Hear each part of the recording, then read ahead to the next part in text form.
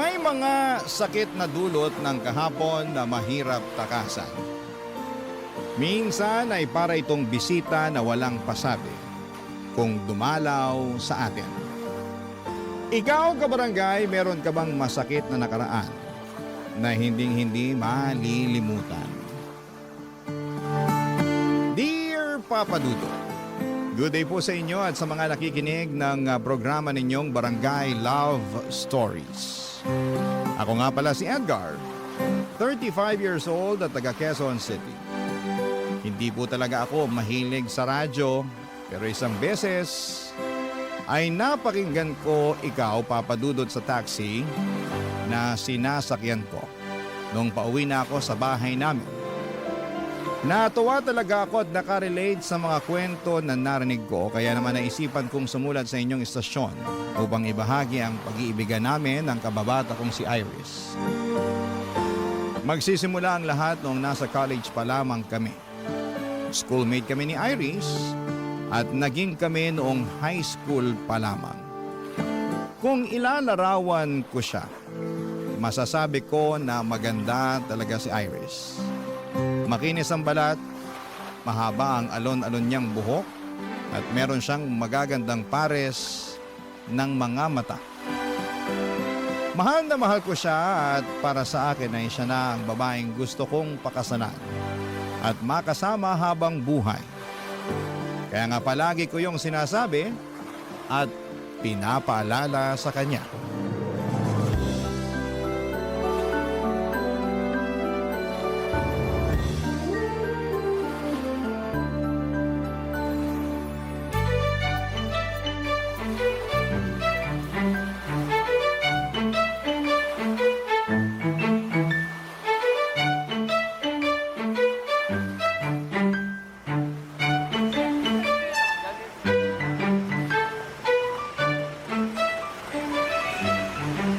Nagustuhan mo ba yung fishball sauce nila Manong dito?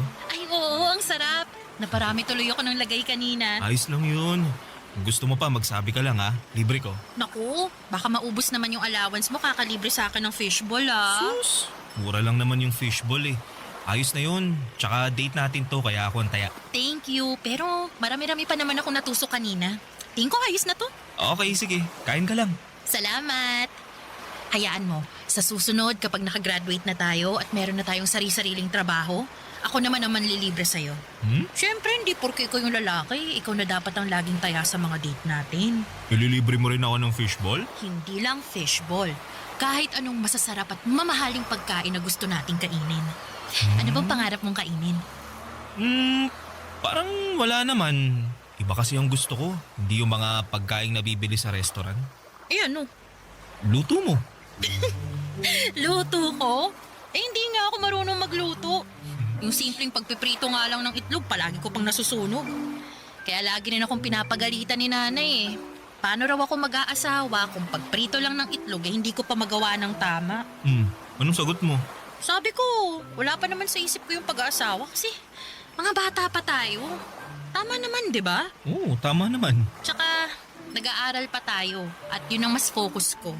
Kaya, pasensya ka na dahil hindi mo muna matitikman ang masarap na version ng luto ko. Dahil hindi ko pa yan priority na pag-aralan. Baka kasi pag sumarap ng mga luto ko isipin ng nanay ko na gusto ko na mag-asawa. Uy, pero wag naman sasama loob mo ha. Kagaya nga ng sinabi ko, mga bata pa tayo at nag-aaral pa lang. Hindi naman masama ang loob ko. Tsaka, naintindihan ko naman ang punto mo eh. Sure? Promise? Sure. Promise. Kaya kung ako sa'yo, mangarap ka ng masasarap na pagkain na gusto mong orderin at kainin sa mga future date natin. Kasi sagot ko na yan. Ako nang bahala. Sinisigurado ko sa'yo na magiging asensado ako sa buhay. Lalo na sa magiging trabaho ko. Alam mo naman na gustong-gusto ko magtrabaho sa opisina at magkaroon ng mataas na posisyon, di ba? Oo. Kaya nga wala pa talaga sa isip kong pag-aasawa kasi gusto ko muna unahin yung career ko. Ikaw ba? Anong pangarap mo pagka-graduate natin? Ang makasal tayo. Kasasabi ko nga lang na hindi ko pa priority yung pag-aasawa eh. Kulit mo naman. Ikaw naman parang binibiro ka lang. Siyempre, magtatrabaho muna ako kagaya mo para makapag-ipon pampakasal natin. Naku, wag ka agad mag-ipon pampakasal natin. Mag-ipon ka muna para sa sarili mo. Ano namang gagawin ko sa perang yun? Marami. Pwede mong gamiting investment. Pwede kang bumili ng mga property, ganun. Pwede rin pang business, pang travel, o di kaya emergency fund. Dami naman nun. Marami talaga. Kaya dapat yun ang unahin mo, no? Kaysa yung pampakasal natin. Ayaw mo lang yata akong pakasalan eh. Hoy, hindi ko sinabi yan, ha? Pero sana naiintindihan mo talaga ako, ha? Alam mo, naniniwala kasi talaga ako na malaki at malawak pa tong mundo na ginagalawan natin para manatili tayo sa iisang tabi lang. Anong ibig mo sabihin? Kasi kapag nagkapamilya na tayo, doon na lang tayo nakafocus. Lalo na sa mga magiging anak natin. Alagain kasi sila. Gusto ko naman makasal sa'yo at maging nanay sa mga anak natin sa hinaharap. Pero, tsaka na yun, mas gusto ko munang tuparin yung mga pangarap ko para sa aking sarili. Pag okay na ako, tsaka na tayo magpakasal. Papadudod sa aming dalawa ay masasabi ko na si Iris ang mayroong mataas na pangarap. Hindi naman sa minamaliit ko ang pangarap ko, kundi magkaiba lang talaga kami ng gustong gawin sa oras na makapagtapos na kami at makapagtrabaho. Priority ko kasi ang pagbuo namin ng sariling pamilya. Samantalang si Iris ay gusto munang bumuo ng career, bagay na sinusuportahan ko rin naman. Hindi nga nagtagal ay natupad na nga ang isa sa mga pangarap namin ni Iris nang makapagtapos kami sa kolehiyo. At makalipas lamang ang isang linggo ay nabalitaan ko na may job interview na si Iris mula sa kumpanya na matagal na pala niyang inaplayan.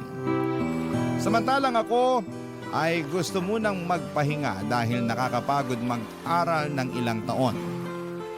Noong natanggap ni Iris ang trabaho ay saka naman ako nag-apply ng mapapasukan. Hindi nagtagal, pareho na kaming may sariling trabaho at makaraan ng 2 taon ay nag-decide na kaming mag-live-in, Papa Dudut.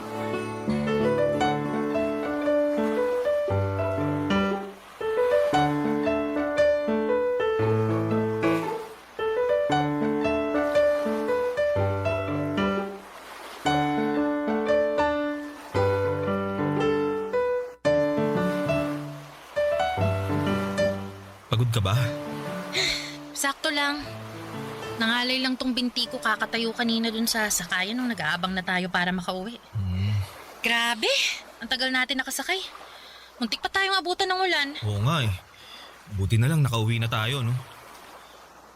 Buti pa, masayihin ko na lang muna yung binti mo habang nakaupo tayo rito sa sofa. Ay, sure ka? Hindi ka ba pagod? Di naman, konti lang. Tsaka pagdating sa'yo, hindi ako mapapagod. Naku, ang corny. Oh, ayan. Ayusin mo pagmasahe, ha? Oo naman.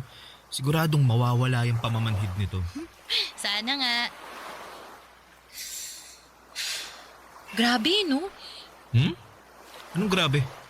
Ang saya-saya ni Laika at Dion dun sa kasal nila kanina. Kala mo naman hindi ka muntik maghiwalay dahil kailangan pumunta ni Dion sa Australia para magtrabaho.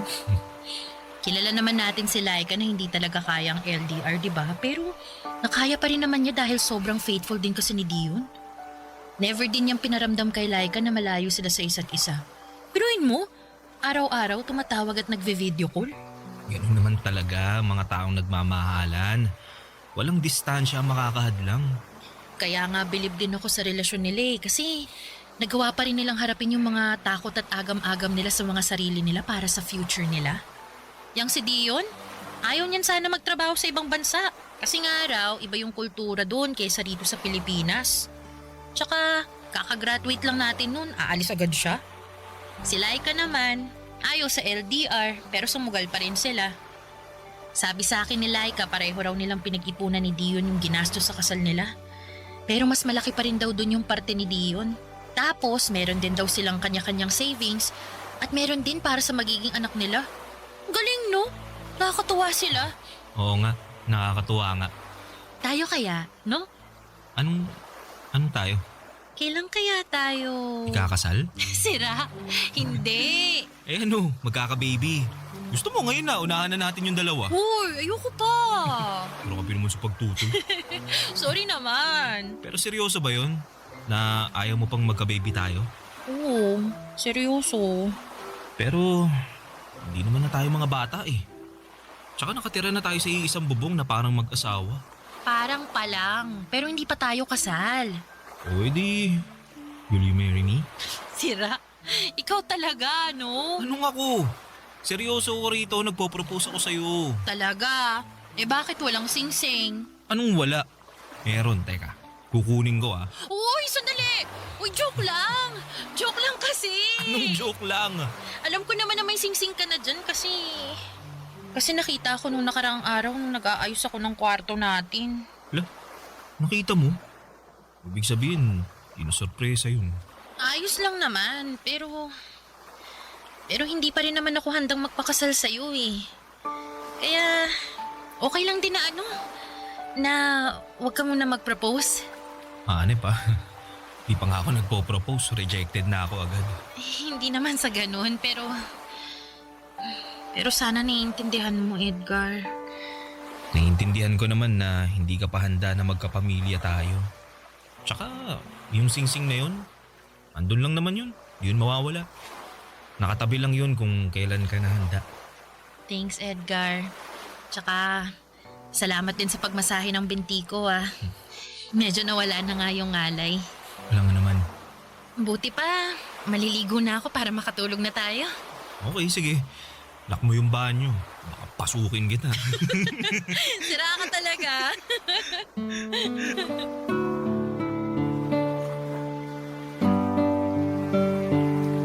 Papadudot aaminin kong nalungkot ako sa pagtanggi ni Iris at bahagyang nadismaya dahil buong akala ko ay handa na siyang makasama. Dahil nakatira na kami sa isang bubong. Pero nagkamali ako. Hindi pa pala talaga niya gusto, lalo na nagsisimula pa lamang kami sa aming mga career. Tama naman siya kaya sinantabi ko ang pansarili kong kagustuhan at nirespeto ang sa kanya. Nag-focus na lamang kami sa aming kanya-kanyang trabaho habang patuloy na nangangarap ng maganda at maayos na buhay para sa aming pamilya sa hinaharap. Naging numero 1 akong taga-suporta ni Iris pagdating sa mga bagay na gusto niyang maabot, lalo na sa kanyang trabaho. Labis ko rin siyang hinahangaan dahil nakita ko sa kanya ang determinasyon na matupad ang mga pangarap niya. Barangay Love Stories. Barangay Love Stories. Papadudot kapag mahal mo ang isang tao ay sinusuportahan mo siya sa lahat ng bagay na gusto niyang makamit sa kanyang buhay. Basta hindi yon nakakasama sa kanya at sa inyong relasyon. Yon kasi ang paniniwala ko. Kaya nga buong buo kong sinusuportahan si Iris sa pangarap niya habang pinagsisikapang matupadin ang sarili kong pangarap. Mataas ang ambisyon ni Iris na ma-promote sa kanilang kumpanya. Samantalang ako ay kontento na sa posisyon ko. Basta kumikita ako ng disente ay hindi na ako naghahangad pa ng sobra. Pero naunawaan ko naman si Iris kung tingin niya ay hindi pa sapat ang naaabot niya. At gusto niya pang umangat. Napaka-hardworking at dedicated niya kasing tao pagdating sa kanyang trabaho. Mabilis na lumipas ang 2 taon at nakatuon lamang ang atensyon ni Iris sa katuparan ng kanyang mga pangarap, papadudot.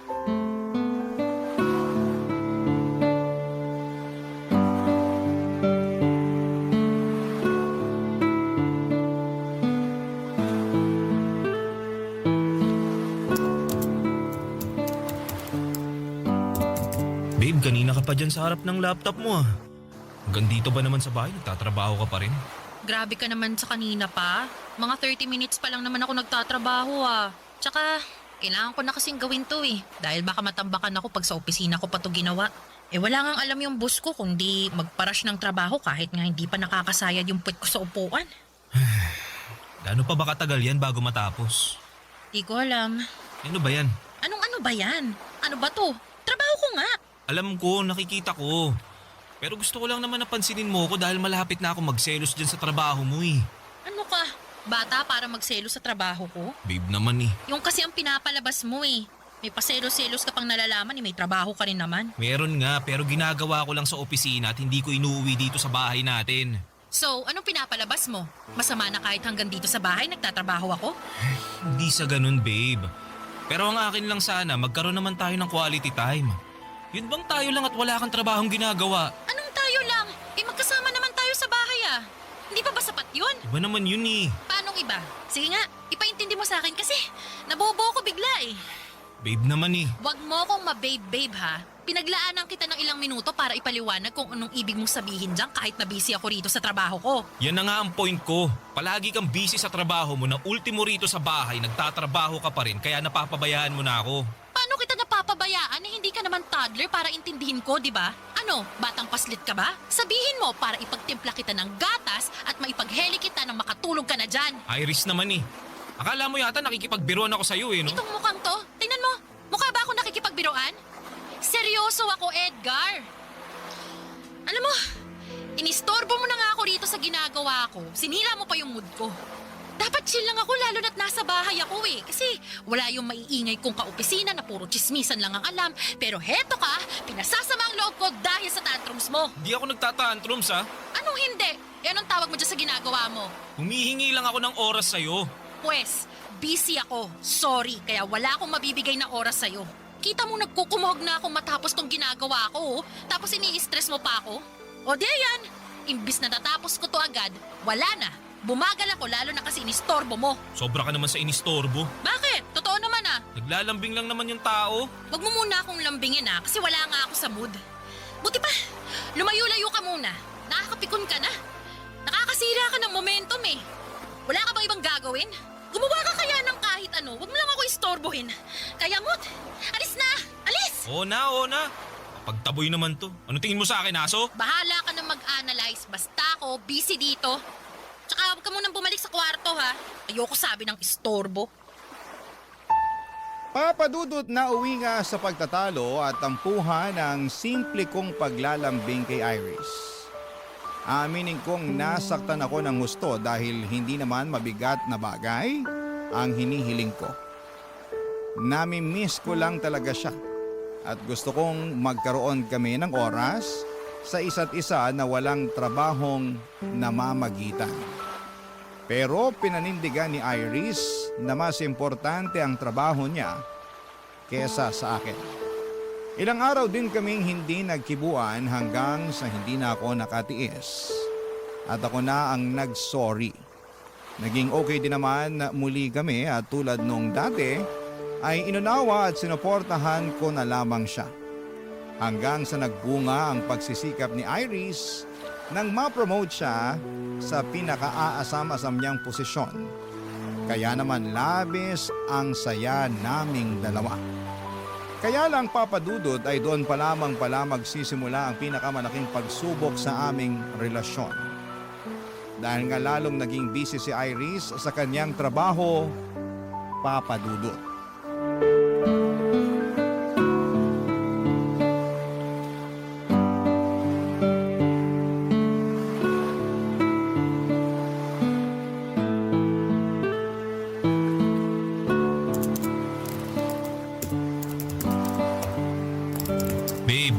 Bakit nakatuto ka na naman sa laptop mo? Nag-email kasi tong boss ko. May pinapagawa siya na kailangan ko rong maipasa ngayong araw. Kaya gagawin ko muna. Mamadali kasi yun lagi. Di ba pwedeng mamaya na lang yan? Mauhuli na tayo sa lakad natin eh. Hindi ka ba nakikinig? Nagmamadali lagi yung boss ko. Gusto niya may balik sa kanya kagad kung ano man yung pinapagawa niya. Sobra namang demanding yan. Rest day naman natin. Oo, pero ganun talaga. Sandali lang ba talaga yan? Tingin ko hindi kasi ang dami pala niyang email. Oy, naku. Huwag mo sabihin na gagawin mo lahat yan ngayon. As usual, trabaho ko to eh. Tsaka, kailangan magpag-good shot ako sa boss ko lalo na't kakapromote ko pa lang. Di mo naman kailangan gawin yan eh. Tsaka dapat marunong rumispeto yung boss mo sa personal mong oras. Kaya mo na. Ganun talaga ang mga boss eh. Tsaka sila rin naman, hindi uso yung personal na oras pag nagdedemand ang may-ari ng kumpanya. Kahit na, hindi naman tayo robot na nakaprogram lang para gumawa ng trabaho na iuutos nila. Tao tayo, no? Yung ka na naman eh. Ako na naman. Hindi mo na naman iintindihan yung trabaho ko. Palibasa, hindi mo maranasang maging busy sa buhay mo. Di naman yata tama na ikumpara mo yung trabaho ko sa trabaho mo. Hindi ko naman kinukumpara. Sinasabi ko lang kasi mukhang hindi naman tayo nagkakaintindihan eh. Nagagalit ka na naman eh. Akala ko ba proud and happy ka na na-promote ako? Proud and happy naman talaga ako. Pero may importante kasi tayong lakad ngayong araw, di ba? Papunta na nga sana tayo kung di lang nag-email sa'yo yung boss mo eh. Tingin ko, di na ako makakasama sa lakad natin. Ano ka mo? Paano na lang yung birthday party ni Mama? Tuloy pa rin naman yung kahit wala ako dun, di ba? Oo nga, pero hahanapin ka nila sa akin, Iris. Hintay lang ka na lang. Sabihin mo, busy o may emergency. Bala ka na. Basta, di na ako makakasama. Sus, anak naman ng toko. Kung ako sa'yo, lalakad na ako dahil baka magtaka yung mama mo kasi wala ka pa dun. Paano ako lalakad hindi nga kita kasama? Mapapatawad naman siguro ko ng mama mo kung hindi ako umattend ng birthday party niya, di ba? Pero yung boss ko, hindi. Kaya kailangan ko na talaga tong gawin. Sana maintindihan mo. Ako na lang ba palaging iintindi sa'yo? Gusto mo na lang ba palagi yung boss mo ang masusunod? Paano naman ako at yung gusto ko? Edgar, please. Huwag mo naman akong stressin, no. Dami-dami ko pang gagawin. Nakikita mo ba tong sangkatutak na email sa akin? Di ko nakasalanan yan. Ginusto mo naman yan eh. Tsaka bahala ka ma-stress dyan. Buti pa alis na ako. Kung ayaw mo sumama, diwag. Bahala ka sa buhay mo. Gawin mo na lang yung trabaho mo. Total, mas mahalaga naman yan sa'yo at mas mahal mo pa nga yata yan kaysa sa akin. Edgar naman eh. Huwag mo naman akong kontrolin. Pinagsasasabi mo. Di kita kinokontrol, no? Gusto mo na unahin ko yung ibang bagay kaysa sa trabaho ko na hindi hamak na mas importante. Paano hindi pag-control yung kung yung gusto mong masusunod? Kinukonsensya mo pa ako eh. Mukha namang wala kang konsensya eh. Kaya bahala ka na dyan, alis na ako. Edgar! Diyan ka na. Papa Dudut, hindi totoo na gusto kong kontrolin ang buhay ni Iris. Kaya naman naggalit ako nang sabihin niya sa akin ang bagay na yon. Sa katunayan ay mas kinokontrol pa nga siya ng trabaho niya. Kaya naman apektado ang aming relasyon. Pero hindi yon nakikita ni Iris dahil mas galit siya sa akin at para sa kanya ay sarili lamang ang iniisip ko. Pero hindi yun totoo dahil sinusuportahan ko siya at patuloy na sinusuportahan pa rin sa mga bagay na gusto niyang makamit, lalo na sa trabaho niya. Kaya bago pa kami mauwi sa matinding away ay nagdesisyon na akong umalis mag-isa. Samantalang si Iris ay nagpaiwan sa bahay para gawin ang mga trabaho niya. Siyempre hinanap siya ng parents ko. Pero nagdahilan na lamang ako na may nakakahawa siyang sakit kaya hindi ko na siya sinama pa. Naniwala naman sila pero pinayuhan nila akong umuwi ng maaga upang may makasama sa bahay ang aking nobya, Papa Dudut. Barangay Love Stories. Barangay Love Stories. Papa Dudut, hindi kami agad nagkaayos ni Iris matapos ang away namin yon. Tumagal pa ng 1 linggo bago kami nagpansinan. Sa katunayan ay bigla na lamang kaming nag-usap na parabang walang nangyari. Noong nagtangka akong pag-usapan namin ulit ang away namin ay agad sinabi ni Iris na kalimutan na lang daw namin yon. Kasi ayaw na niyang ma-stress pa. Pero ramdam ko na malaki na ang pinagbago ni Iris, lalo na sa pakikitungo niya sa akin. Oo, magkasama pa rin kami sa isang bubong at magkatabi sa kama pero mas gusto na lamang niyang nakatalikod sa akin kapag matutulog kami. Ayaw niya na hinahawakan, niyayakap o dinidikitan ko siya. Hindi na rin kami sabay kumain lalo sa hapunan dahil madalas na siyang ginagabi galing sa trabaho at kumain na raw siya. Pag rest day naman namin ay natutulog lamang si Iris maghapon para makabawi daw ng lakas. O di kaya ay lumalabas siya para makipagkita sa mga kaibigan niya. Kaya nga naisipan kong bumawi sa kanya sa pamamagitan ng pag-aasikaso sa kanya at pagluluto ng paborito niyang pagkain nang sa ganon ay unti-unti ko ulit makuha ang loob niya. Kaso ay hindi naman pinapansin ni Iris ang mga effort ko hanggang sa isang gabi ay kinausap niya ako.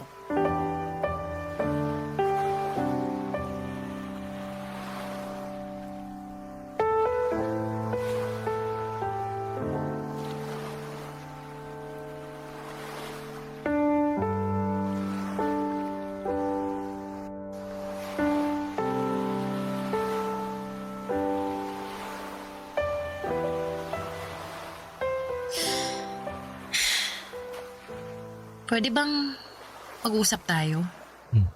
Nag-uusap na tayo ah. Ano pa bang klaseng pag-uusap yung gusto mo? Seryoso ako ah. Huwag mo kong pinipiloso po. Pagod ako galing sa trabaho mo nang dagdagan. Please lang. Kasalanan ko na naman. Ikaw lang naman yung nagpapakapagod sa trabaho mo na akala mo pamamanahan ka sa kumpanya nyo. Kaya ganyan ka umasta. Anong sabi mo?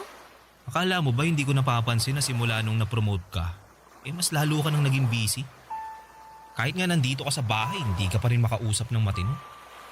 Dahil kung hindi ka nagtatrabaho, natutulog ka naman maghapon. O kaya nakatutok sa cellphone mo o lumalabas kasama yung mga kaibigan mo. Pati pa naman yung mga bagay na ginagawa ko para sa sarili ko, sinisita mo pa rin? Ako nga hindi nakikialam sa mga ginagawa mo eh. Kung may labas ka na kasama mga kaibigan mo, nakarinig ka ba sa akin ng reklamo? Wala naman, di ba? Wala nga. Kasi alam mo kung anong tingin ko? Ano? Na wala kang pakialam sa akin. Ano, tama ako no? Sagutin mo ako, tama ako no? Oo na! Oo na, tama ka! Wala na nga akong pakialam sa'yo at sa kung ano pang gusto mong gawin sa buhay mo. Bakit? Dahil kinain ka na ng sistema mo sa trabaho mo? Totoo, di ba? Sabihin mo. Dahil hindi na kita mahal. Anong sinabi mo? Hindi mo na ako mahal? Oo. Hindi na. Kailan pa? Matagal-tagal na rin. Bakit ngayon mo lang sinabi? Kasi nga, tinitimbang ko pa yung nararamdaman ko eh. Baka napagod lang ako, ganun. Na kapag pinahinga ko naman magiging okay tayo. Na manunumbalik ulit yung pagmamahal ko sa'yo katulad ng dati. Pero, hindi eh. Hindi na talaga at mas lumayo pa yung loob ko sa'yo tuwing nag-aaway tayo. Wala lang ako sinasabi pero naiipon na yun sa loob ko eh. Hanggang sa isang araw, nagising na lang ako. Wala na talaga. Ayoko nang subukang ayusin yung relasyon natin. Mas mabuti pa na maghiwalay na lang tayo. Maghiwalay? Oo, Edgar. Sorry pero sana maintindihan mo. Malayong-malayo na tayo sa dating tayo eh. Tsaka, tingin ko, hindi ko mabibigay yung pamilya na matagal mo nang gusto kasi nga, mas nakafocus ako sa career ko. Masaya naman ako sa ginagawa ko kaya naisasantabi kita. Na-realize ko na ang unfair ko sa iyo kasi pinaghintay kita ng matagal pero hindi pa rin pala sapat yun. Iris, please. Baka nabibigla ka lang. Pag-usapan muna natin to. Please. Hindi ako nabibigla. Seryoso na ako sa desisyon ko. Kaya, sana maintindihan mo yun. I'm really, really sorry, Edgar. I'm really sorry.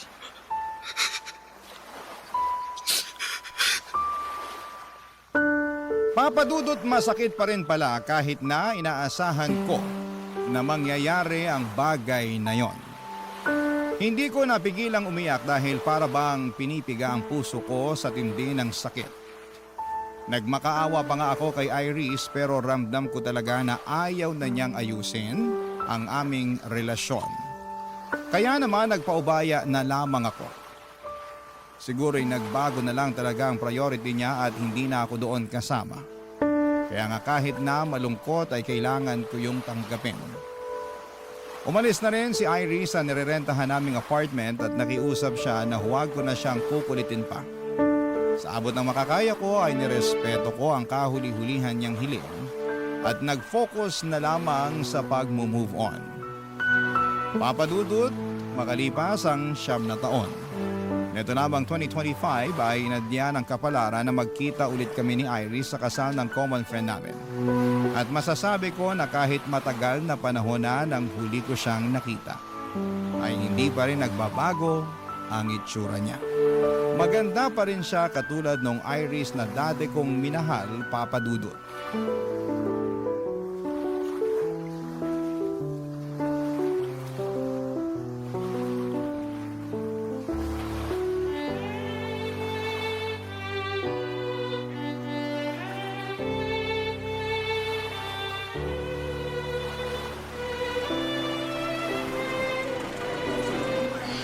I'm sorry, Edgar, pero matagal na akong kinakain ng konsensya ko eh. At naisip ko na matatahimik lang ako pag nakausap kita at nasabi ko sa iyo yung totoo. Kaya nga, sinamantala ko na yung pagkakataon para magkita tayo rito sa kasal ng kaibigan natin. Ano ba yung sasabihin mo? I'm sorry kasi nag-cheat ako nun sa relasyon natin. Akala ko ba nawalan ka lang ng pagmamahal sa akin? Totoo naman yun, pero kasi may iba na kasi akong nagugustuhan nun at yun nga, yung napangasawa ko. Boss ko siya eh. Simula nung napromote ako nun sa trabaho palagi na kaming magkasama. Mas madalas pa nga kaming magkasama kaysa sa atin kahit nakatira tayo sa iisang bubong. Tapos, ayun, hindi ko na napigilang mahulog sa kanya kasi mabait naman pala siya. Alaga, maaalalahanin. Bakit? Ganon din naman ako, di ba? Oo, pero malaki pa rin ang kaibahan niyo dahil mas mataas yung pangarap ng boss ko. Hindi kagaya mo na kontento lang sa kung anong meron ka. Linawin ko lang hindi naman masama yung gusto mo Oo, pero hindi tayo pareho ng gusto. Kaya mas nagustuhan mo yung tao na katulad mo. Ganun na nga. Kaya nga humihingi ako ng tawad sa'yo. Matagal na panahon na rin naman ang lumipas. Hindi na natin maibabalik yung nakaraan. Siguro, meron din talaga akong pagkukulang. Kasi masyado akong nakampante sa mga gusto ko. Di naman sa ganun kasi sinuportahan mo naman ako Hinintay mo pa nga na maging handa ako pero ako lang talaga yung may problema. Hindi ako naging handa sa'yo pero sa iba naging handa ako. Kagaya nga ng sinabi ko nakaraan na yun. Ang mahalaga yung ngayon. Hindi naman ako galit sa'yo. Nagtatampo, oo. Pero hindi naman kita matitiis Salamat kung ganun. Tsaka marami ka rin namang itinuro sa akin na natutuhan ko sa buhay nung nagkahiwalay tayo. Doon ko sinimulang punan yung mga bagay na wala sa akin. Mas inayos ko yung sarili ko. Mas nag-focus ako sa career ko kasi naisip ko na kung magkikita tayo isang araw at nalaman mong hindi pa rin ako successful, baka ismaya ka sa akin. Ikaw talaga? Di mo naman kailangan gawin ang bagay na yan dahil sa akin. Gawin mo yan para sa sarili mo. Ginawa ko na nga. Pero tama ka na hindi ko na dapat isipin na para sa'yo yun dahil matagal naman na tayong tapos Oo. Pero ano ba yung sinabi mo kanina tungkol sa asawa mo kaya hindi ka okay? Bakit? May nangyari ba? Meron. Kamamatay lang kasi niya nitong January dahil sa cancer. Kaya nga nasabi ko na medyo hindi pa ako okay. Ganun ba? I'm sorry at condolence. Ikaw, kumusta ka na? Single ka pa rin ba o may sarili ka ng pamilya? Meron na. May asawa na ako at 2 anak. Ganun ba? Oo. Kaya nga nasabi ko kanina na hindi ko na dapat isipin kung anong sasabihin mo sakaling magkita tayo ngayon. Kung successful ba ako o hindi. Kasi mas dapat kong isipin kung ano ang sasabihin ng pamilya ko. Lalo na ng mga anak ko. Kaya dapat maging successful ako para sa kanila.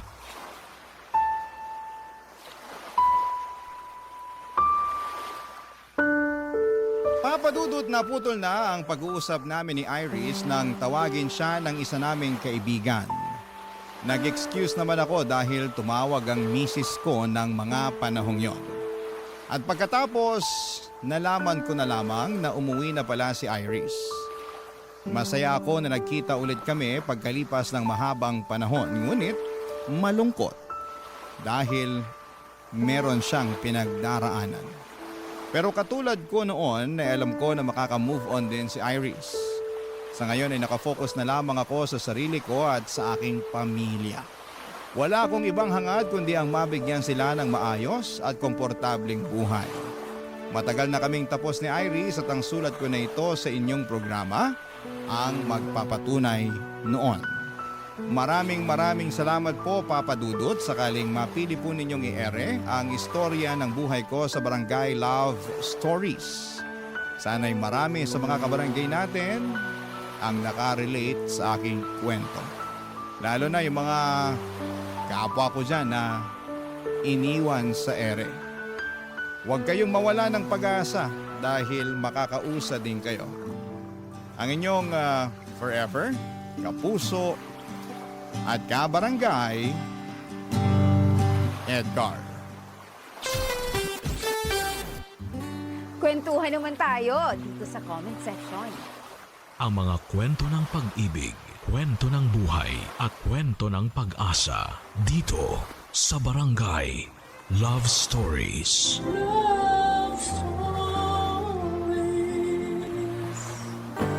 Parte na ng buhay ang pagkabigo at mga kalungkutan. Ngunit hindi lamang ang mga ito ang magdidikta sa ating kapalaran dahil ultimo masasalimuot na bagay ay may katapusan. Ikaw, kabarangay, sinubo ka na ba ng pagkakataon? Dear Papa Dudut, naranasan niyo na ba na mabigo sa pag-ibig? Up to the point na hindi na kayo naniwala sa kapangyarihan ng pana ni Cupido dahil kota na kayo sa heartbreak. Ako kasi ay oo at tinanggap ko na lamang talaga na hindi na ako makakatagpo ng matinong lalaki na mapapangasawa. Pero bago tayo mag-dive sa masalimuot kong love life, ay pabati muna po Papa Dudut ng isang magandang araw sa mga katulad kong avid listener ng Barangay Love Stories. Ako nga pala si Emmy.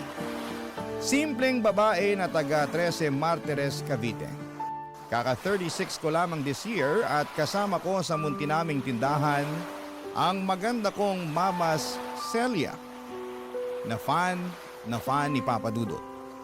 Sa katunayan ay siya ang humimok sa akin na magpadala ng sulat sa inyong istasyon upang maipangalandakan ko raw sa buong Pilipinas ang aking love story. Kagaya ng sinabi ko kanina ay medyo hindi talaga ako sinuswerte pagdating sa aspetong yon ng buhay ko. At ang mama ko nga ang saksi sa bawat luha na iniiyak ko, sa bawat maling lalaki na nakikilala ko.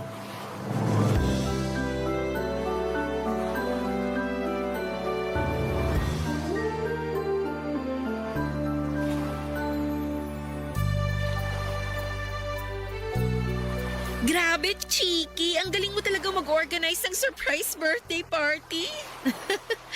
Hindi naman masyado. Pero sa tingin mo, nagustuhan ni Olan yung ginawa kong party para sa kanya? Oo naman. Halos maluha-luha na nga si Olan kanina nung hipa niya yung kandila sa cake na hawak mo, di ba? Ang dami kasi naming mga kaibigan at pamilya.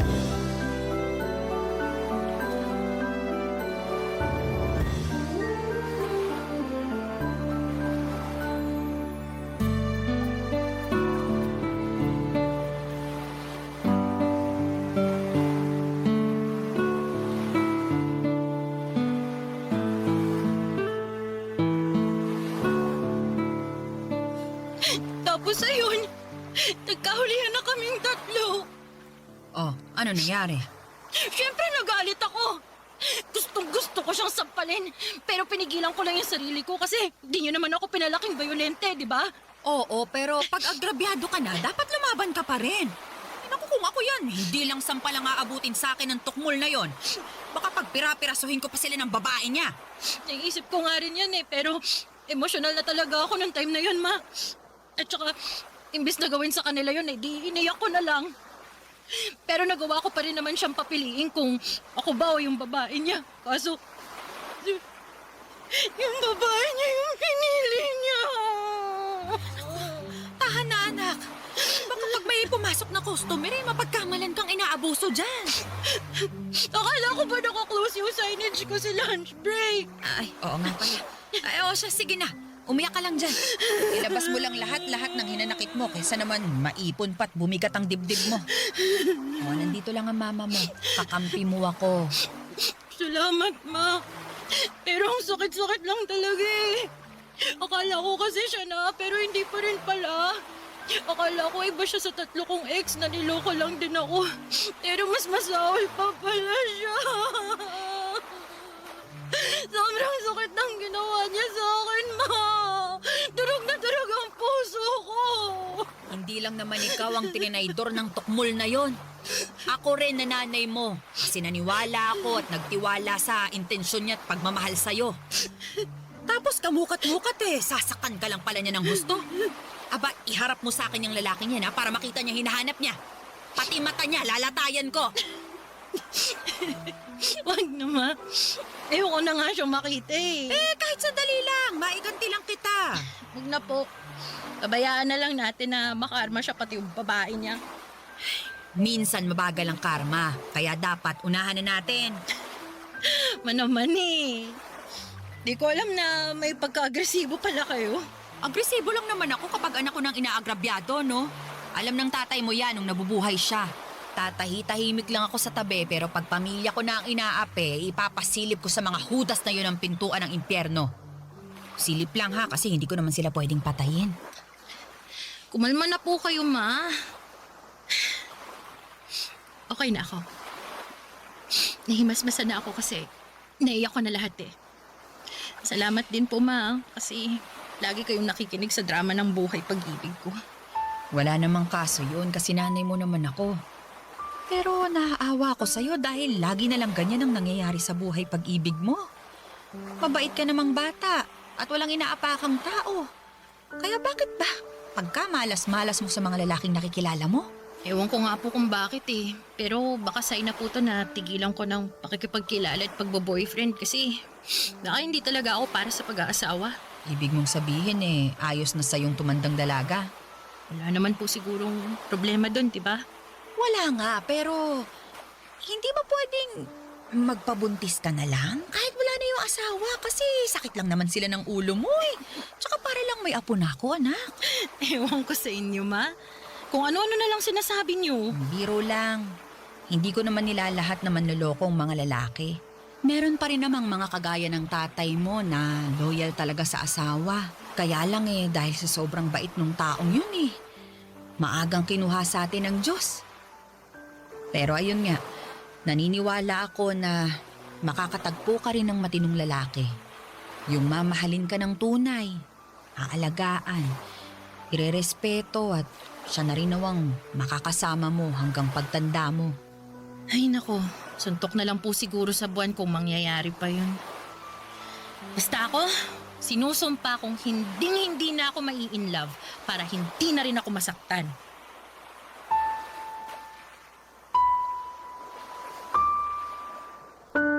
Papa Dudut, that was 2017 before pandemic. 28 years old na ako noon at counting split at tumbling na lamang ay malapit nang lumagpas sa kalendaryo ang aking edad. Naka-4 na boyfriend na rin naman ako simula makapagtapos ako sa kolehiyo pero lahat sila ay may common denominator. At yon ay ang pagiging unfaithful nila. Kaya nga pagkatapos ng huli kong heartbreak ay sumumpa ako sa harapan ng nanay ko with matching pa-cross my heart pa na hindi ako ma-in love. Kaya naman binuhos ko na lamang ang lahat ng panahon ko sa munti naming negosyo. Mayroon kasi kaming mini grocery at bigasan. Kami lang ng mama ko ang namamahala noon Simula nang namatay ang papa ko at yun na talaga ang main source of income namin.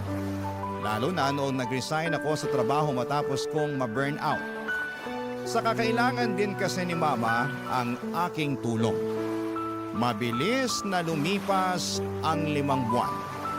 Masasabi kong okay naman ang takbo ng lahat hanggang sa may asungot na dumating sa buhay ko na ang pangalan ay Nolan.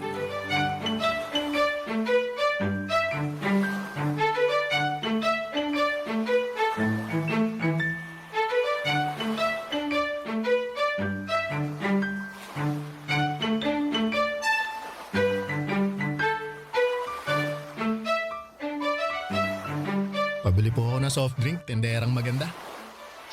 Pwede bang bumili ka na lang ng walang kasamang daldal? Dami mong sinasabi. Akin na yung soft drink mo. Ipapunch ko na. Ayan oh. Ito lang ba? Oh, Sa'yo tong dalawa? hindi. Isa lang sa akin dyan kasi sa'yo talaga yung isa. Sige na, kunin mo na. Ha? Bakit binilhan mo pa ako? Gusto ko lang. Libre ko yan sa'yo, tanggapin mo na. Saka para may panulak dito sa dala kong bibingka. Eto. Para sa akin talaga to. Oo. Dumaan kasi ako sa palengke kanina tapos naalala ko na paborito mo yung bibingka. Kaya bumili ako para dalhan ka. Sakto, 3:00 na ng hapon. Pang merienda mo. Ikaw talaga. Nag-abala ka pa. Tss, wala yun, ikaw naman. Saka alam mo naman na masaya ako pag nakikita kang kumakain, di ba? Bigla na lang ako nabubusog. Naku! Ang corny mo naman. Pero salamat dito Na-appreciate ko. Pero ang dami naman ito. 3 bibingin ka pa talaga. Kasi kay mama mo yung isa. Sa'yo yung 2. Di ko pa rin to mauubos kaya tag-isa na tayo. Sige na. Kunin mo na to kasi mukhang wala kang pambara dyan sa soft drink mo eh. Sige na nga, pero pwede ba akong magmerienda rito sa tindahan nyo para sabay na tayo? Ay, pwedeng-pwede. Para naman hindi na malungkot tong anak kong kumakain mag-isa. Ma, di naman ako malungkot Sus! Malungkot ka kaya kapag wala si Nolan. Ay sige na, doon na muna kayo sa may loob kumain. May mesa doon. Ako na muna magkakaharito. Doon na.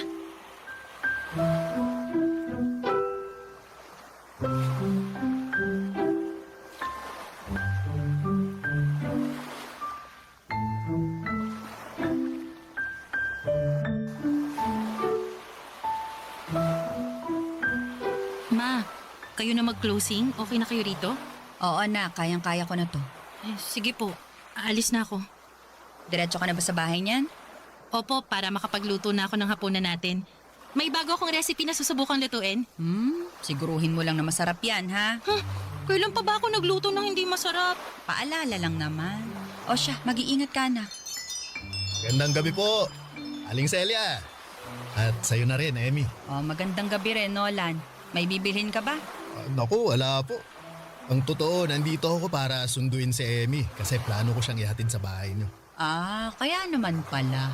Hala, hindi ako nagpapahatid sa kanya, ma. Paano mo nalaman na uuwi ako ng ganitong oras, ha? Anong paanong nalaman nabanggit mo kaya kanina nung nagmemeryenda tayo. Sabi mo, uuwi ka ng maaga kasi magluluto ka. May nakita ka mong bagong recipe online. Yun naman pala, anak. Hayaan mo na si Nolan na ihatid ka para alam ko na ligtas kang makakarating sa bahay.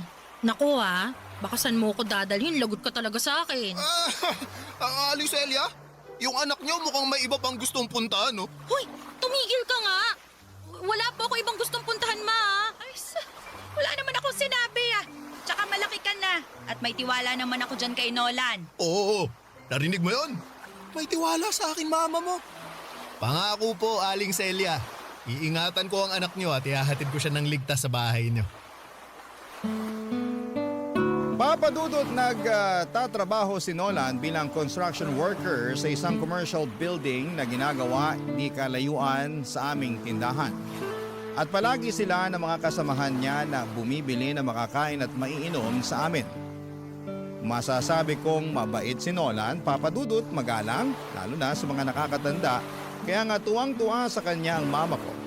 Bukod doon ay gentleman din siya at asikasong-asikaso niya ako, lalo na sa tuwing inihahatid niya ako sa bahay namin.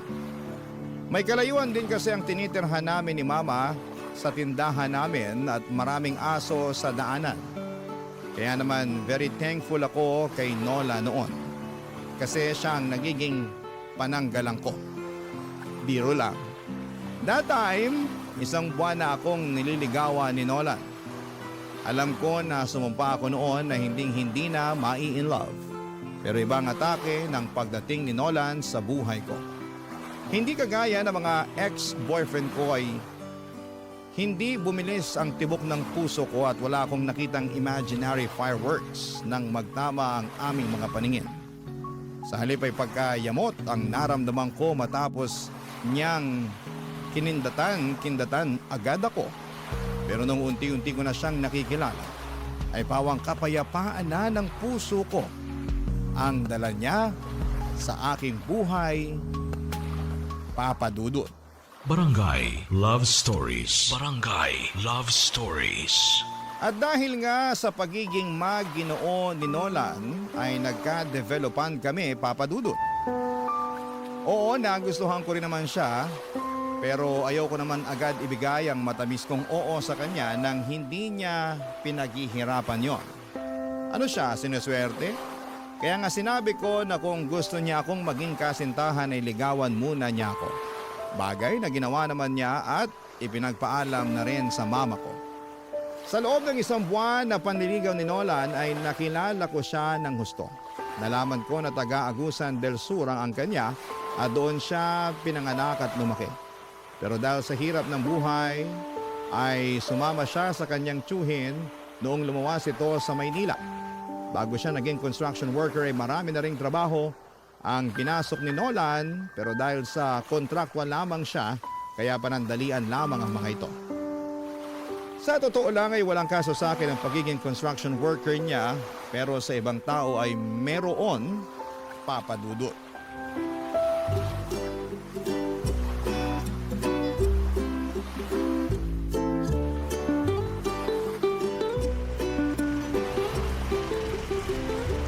Buti naman naisipan mo na sumama sa amin ng mga tropa natin.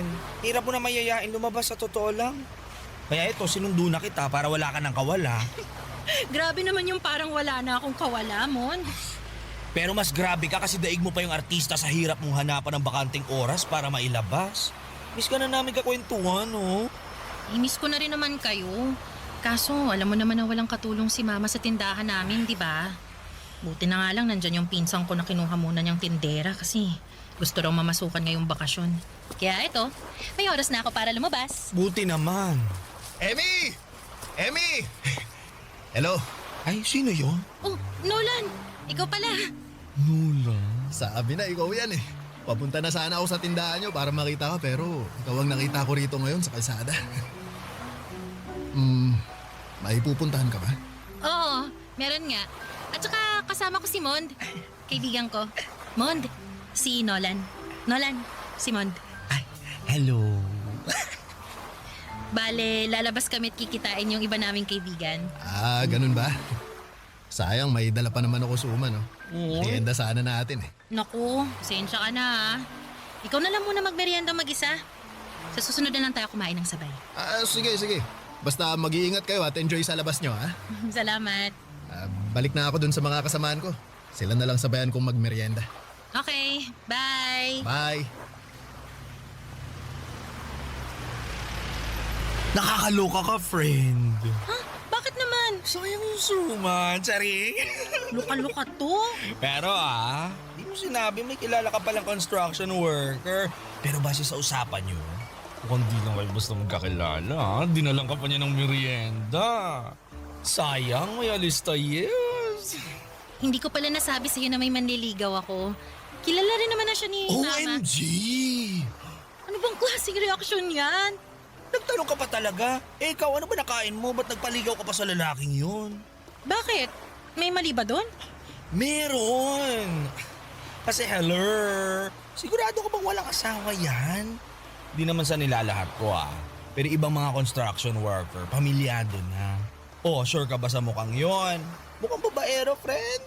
Grabe ka naman kay Nolan. Nagsasabi lang ako ng totoo. Para sa kaalaman mo, marangal ang trabaho niya.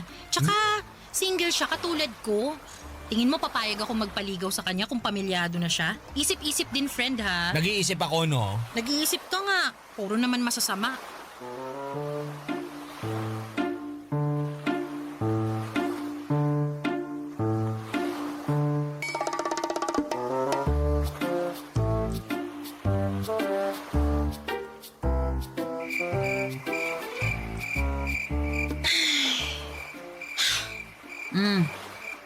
Kanino ko pa napapansin yung pagbubuntong hininga mo dyan, anak ka?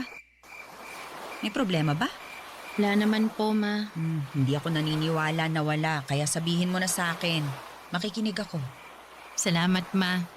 The best talaga kayo. Tipong wala pa akong sinasabi, pero ramdam niyo nang may pinagdadaanan ako. Eh ano pat anak kita at nanay mo ko, di ba? Ano ba kasing nangyari? May problema ba kayo ni Nolan? Wala po kaming problema ni Nolan. Ang totoo, gusto ko na nga po siyang sagutin eh. Kaya lang, nagdadalawang isip ako. Sabi kasi ng mga kaibigan ko, wala raw akong future sa kanya. Dahil ganun lang yung trabaho niya. Kesyo ano raw ba tinapos ni Nolan? Tapos pinagpipilitan pa nila na babaero daw yung mga nagko-construction. Sabay hirit na hindi naman daw nila nilalahat. Saan ka ba nagdadalawang isip? Sa sinabi nila tungkol kay Nolan? Tapos na-realize mo na tama sila? O sa pagmamahal mo dun sa tao kahit na kasasabi mo lang na gusto mo na siyang sagutin? Hindi naman po sa nagdadalawang isip ako.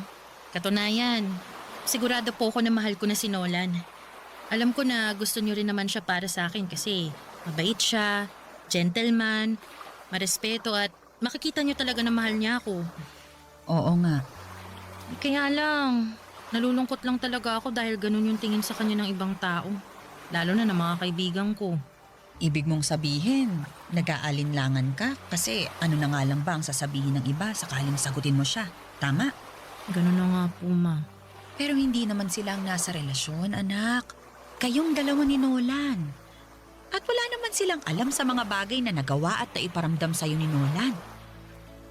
Kung may alaman sila, mababaw lang. Kakaunti, kumbaga. Kasi ikaw yung lubos na nakakakilala sa kanya. Dapat talaga tinitikom na lang nila ang mga bibig nila kung wala naman silang mabuting sasabihin. Maling-mali ang manghusga lalo na kung ang basehan lamang nila itsura at estado ng isang tao. Hindi naman tayo pare-pareho ng kapalaran. Kaya anak, kung mahal mo si Nolan, huwag kang matakot ituloy anuman ang meron kayo. Kasi ang importante, masaya ka. Masaya kayo. Yun lang ang isipin mo at wala nang iba.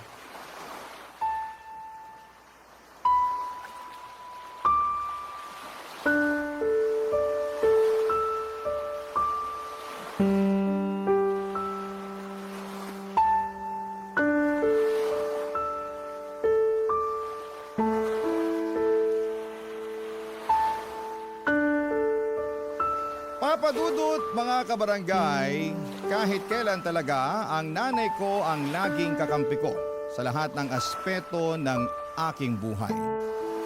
Nariyan siya para bigyan ako ng gabay.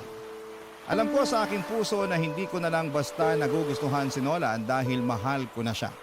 Kaya nga malaki ang pasasalamat ko sa aking mama kasi sinuportahan niya ako sa plano kong pagsagot kay Nolan upang maging boyfriend ko. Makaraan ng 2 buwan simula nang maging kami, ay nag-live-in na rin kami matapos niya akong mabuntis. Bale, doon muna kami sa bahay tumira at tumao pa rin ako sa aming tindahan habang nagtatrabaho po itong si Nola. Kaya lang ay nakunan ako at masasabi ko na mas masakit pa yon kesa sa mga heartbreaks na napagdaanan ko. Taong 2019 ay sinubukan ulit naming makabuo ni Nolan pero sa pangalawang pagkakataon ay nawala na naman sa amin ang anak namin. Sobrang sakit, Papadudot, dahil bilang isang ina na 2 beses namatayan ng anak ay durog na ang puso ko. Bukod sa mama ko ay saksi rin si Nolan sa aking pagdadalamhati, Papadudot.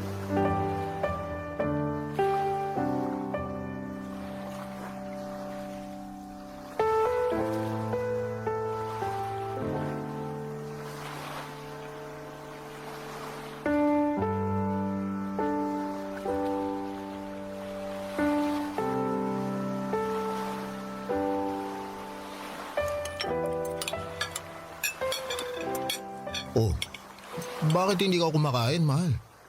Ang sarap-sarap ng luto kong sinigang, di ba? Paborito mo yan? Oo nga, pero hindi ko malasahan eh. Nako, ay sakit ka ba?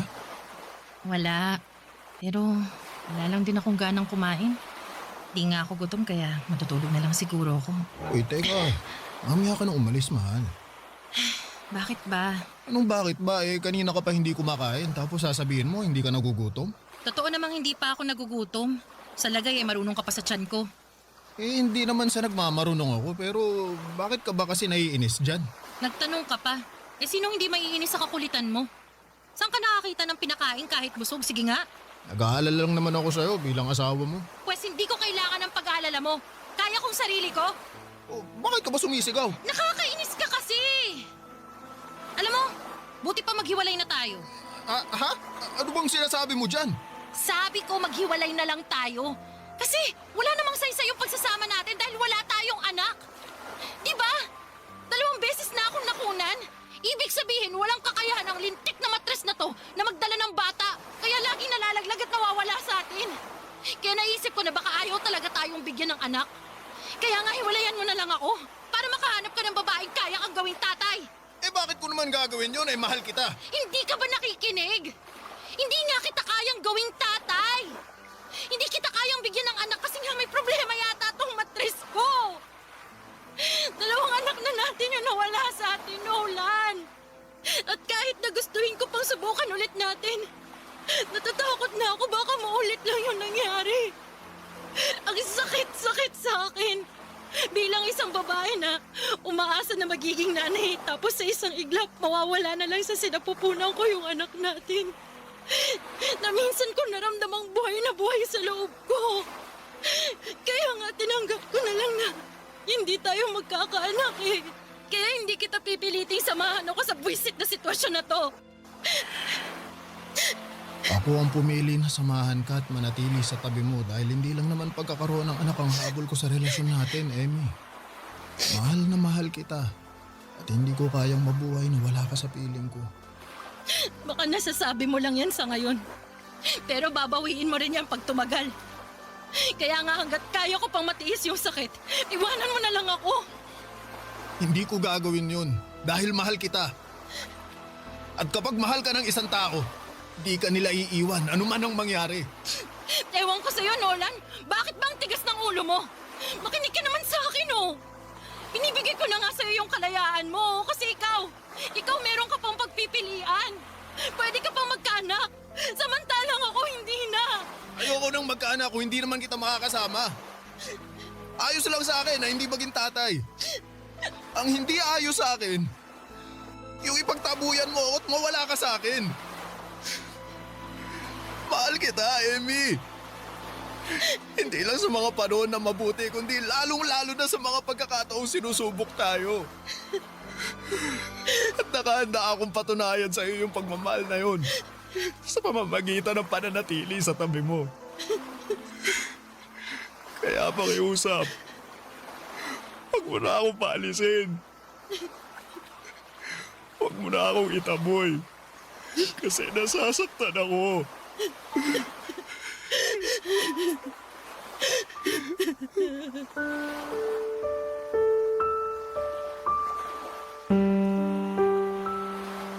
Papadudot kahit kailan ay hindi ko pinagdudahan ang intensyon at pagmamahal sa akin ni Nolan.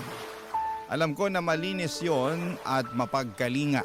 Kaya nga ibinibigay ko sa kanya ng buong buo ang puso ko, ngunit lalo ko lamang napatunayan ang pagmamahal ni Nolan noong subukin na kami ng pagkakataon. At habang dumaraan ako sa pagluluksa ay alam ko na ganun din siya bilang tatay ng mga bata. Kaya nga hindi kami umalis sa tabi ng isa't isa. Bagkos ay kinabig namin ang aming sarili upang damayan ang bawat isa. Noong taong ding yon, makalipas lamang ang 3 buwan ay nagpakasal kami ni Nolan, Papa Dudut. Simple lamang ang naging seremonya at sa Huwes lamang kami kinasal. Kaunti lang ang aming bisita at walang masyadong naganap na programa sa reception. Ngunit ipinangako sa akin ni Nolan na hindi niya ako iiwanan habang buhay at pakamamahalin. Barangay Love Stories. Barangay Love Stories. Papadudot dahil nga kasal na kami ni Nolan ay pangarap na naming makapagbukod ng bahay. At kahit na ibig sabihin noon ay maiiwang mag-isa ang mama ko sa tinitirhan namin, ay muli pa rin niyang sinuportahan ang desisyon naming mag-asawa. Pero dahil wala pa kaming sariling bahay ay nagrenta muna kami ng apartment na malapit lang din sa tindahan namin na pinapasukan ko, Papa Dudut. Tulad ng dati ay nagpaka-busy ako sa pagtatrabaho at kinuha ko na rin yung pagkakataon upang libangin ang aking sarili. Pag-uwi ko naman sa apartment namin ay nag-asikaso ako ng hapunan namin ni Nolan. Masasabi ko na napakasipag ng Mr. kong yon dahil halos siya na ang kumikilos sa paggawa ng mga gawaing bahay pagkatapos namin kumain at bago matulog. Siya rin ang naglalaba ng mga damit namin tuwing day off niya at pagkatapos ay hindi siya pumapalya na ilabas ako para makapasyal naman kami. Kaya nga masaya at kontento ang puso ko kahit kaming dalawa pa lamang. Ngunit nagbago ang lahat simula noong nagka-pandemic, Papa Dudut.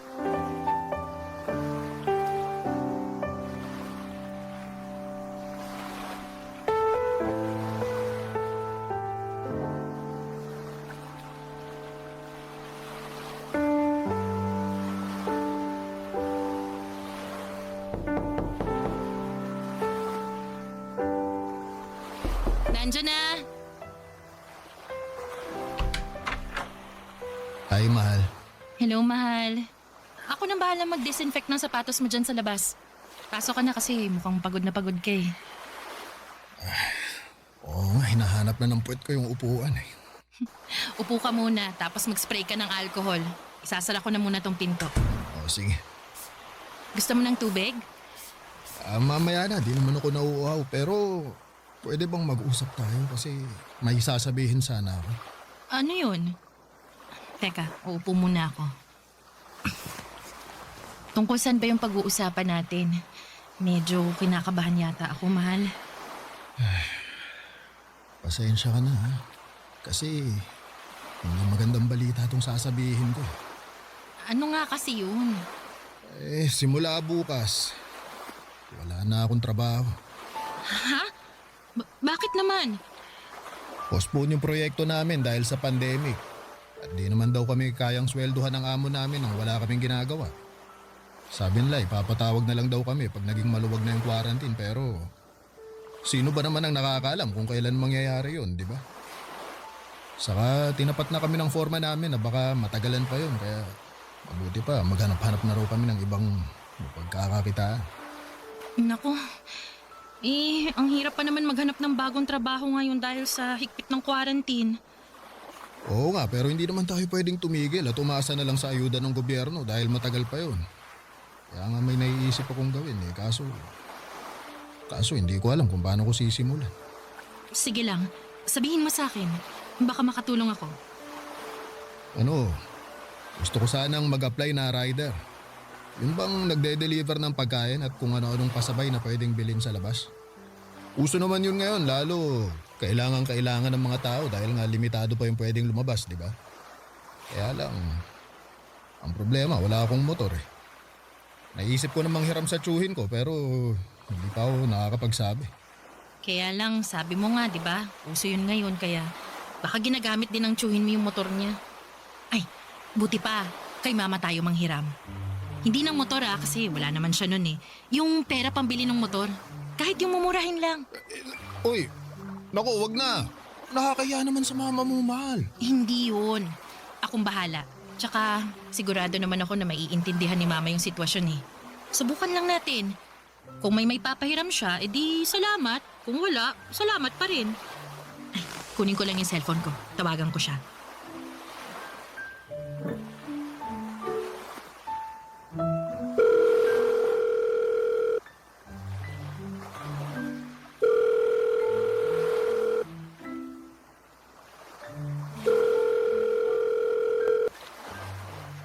Hello, Nak. Hello, Ma. Kumusta po kayo? Ayos naman ako dito. Eh, kayo ba dyan? Nako, ayos lang din naman po pero may problema kasi kami. O ano yun? Nawalan po ng trabaho yung asawa ko gawa nitong pandemic. Pero plano niya sanang maging delivery rider. Kaya lang, alanganin kami kung makakahiram siya ng motor sa tiyo niya. Kasi nga, baka ginagamit din nun, di ba? Tama naman. Naisip ko, baka pwede kaming mangutang sa inyo ng pambili ng motor, ma. Babayaran din naman namin paunti-unti para lang merong magamit si Nolan. Mahal, pwede ko bang kausapin si Mama? Excuse me lang po, ma. Kausap ko na siya, mahal. Sinabi ko na sa kanya yung sitwasyon. Narinig ko naman yun, pero ako nang kakausap sa kanya. O sige, ito na yung cellphone ko.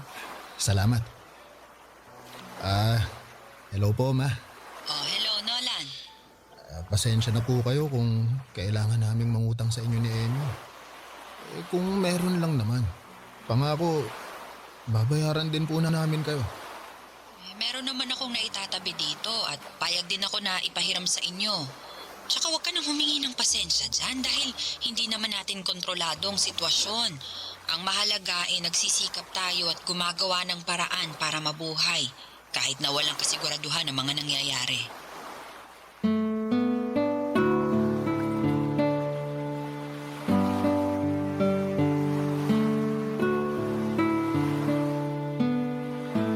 Papadudot malaki ang naging epekto ng pandemic hindi lang sa amin ngunit sa karamihan ng mga Pilipino na naghahanap buhay. Naparalisa talaga nito ng husto ang kabuhayan natin ngunit hindi nawala ng pag-asa ang asawa ko dahil madiskarte siya. Malaki rin ang pasasalamat ko sa aking nanay na nagpahiram sa amin ng pera upang maipambili niya ng motor na siyang ginagamit niya sa pagdi-deliver. Sobrang sipag at tiyaga ng asawa ko sa ginagawa niya. Kaya bilib na bilib ako sa kanya.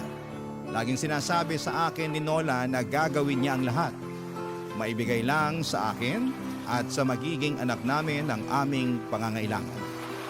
At nakita ko talaga kung gaano siya ka-dedikado at ka-determinado.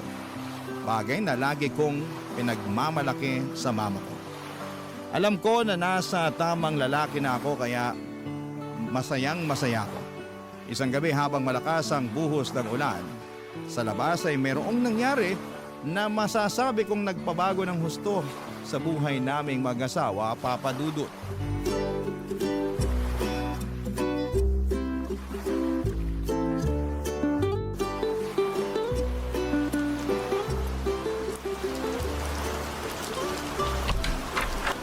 Ay naku!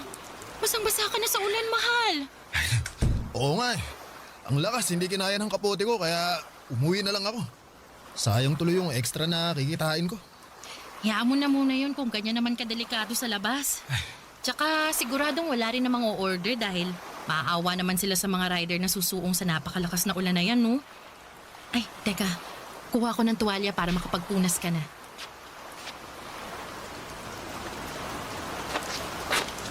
O, ayan. Magpunas ka muna. Salamat, mahal. Maligo ka na kaya? Baka magkasakit ka niyan eh. Maya-maya kaunti. Medyo giniginaw pa ako eh. Gusto mo bang lagyan ko ng mainit na tubig yung pampaligo mo para hindi ka ginawin? Pwede naman pero ako na lang ang gagawa. Kaya ko na yan. Sus, yun lang naman. Yakang-yaka ko na yun, mahal. Oo nga, pero alam mo naman na pag nandito na ako sa bahay, dapat nagpapahinga ka na lang. Ikaw talaga, oh. Kontratuhin mo ko eh, para akong Reyna kasi halos hindi mo na ako pinagagawa ng gawaing bahay pag nandito ka. Alam ko rin kasi na kapag wala ako rito, marami kang ginagawa na gawaing bahay. Tapos nagluluto ka pa ng pagkain natin at inaasikaso mo pa ako, kaya syempre alam kong pagod ka. Pero gawain naman talaga ng mga asawang babae yun, di ba? Ang maglinis ng bahay, paglutuan ng pagkain, at asikasuhin ang asawa nilang lalaki. Oo, pero kapag kaya naman ng mga asawang lalaki, sila na ang gumawa. Hindi naman pambabae lang na gawain ang mga gawaing bahay, di ba?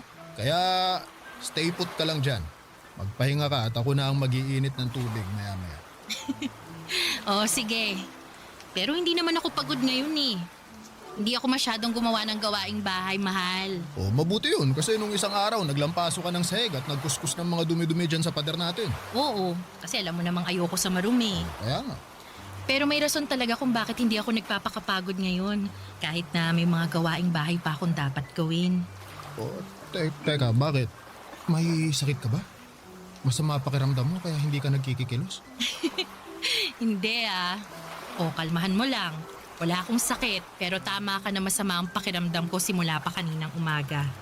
Sa katunayan, pabalik-balik nga ako sa lababo kasi naduduwal ako. May nakain ka bang nagpasama sa sikmura mo? Saka hanggang ngayon ba? Masakit ba yan tiyan mo? Sabihin mo sa akin, mahal, para itatakbo na kita sa ospital agad. Kasasabi ko lang na kalmahan mo, di ba? Paano ako kakalmay ka mo? Nagsusukat, naduduwal ka. Teka ha? Anong nasa isip mo? Pwedeng mali pero baka lang naman tama. Sige, ano nga yun? Buntis ka ba? Ako, sagutin mo na, mahal. Para kung hindi, itatakbo na talaga kita sa ospital. Hoy! Hindi mo na kailangan gawin yun kasi ayos lang naman ako. Tsaka, oo, tama ka nga kasi buntis ako. Magiging tatay na ako! Ang saya-saya ko! Ako rin naman, mahal. Masayang-masaya rin ako pero hindi ko pa rin mapigilang mag-alala kasi baka maulit lang ulit yung mga nangyari dati.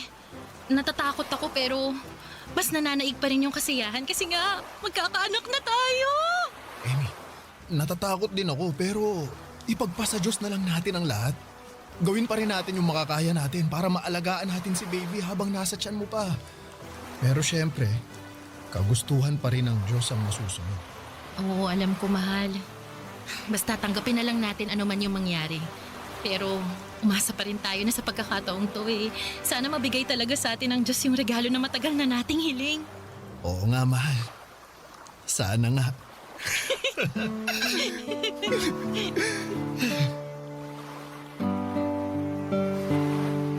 Papa Dudut, hindi naging madali ang pagbubuntis ko at todo-todong pag-iingat ang ginawa ko upang hindi mawala sa amin ang aming anak.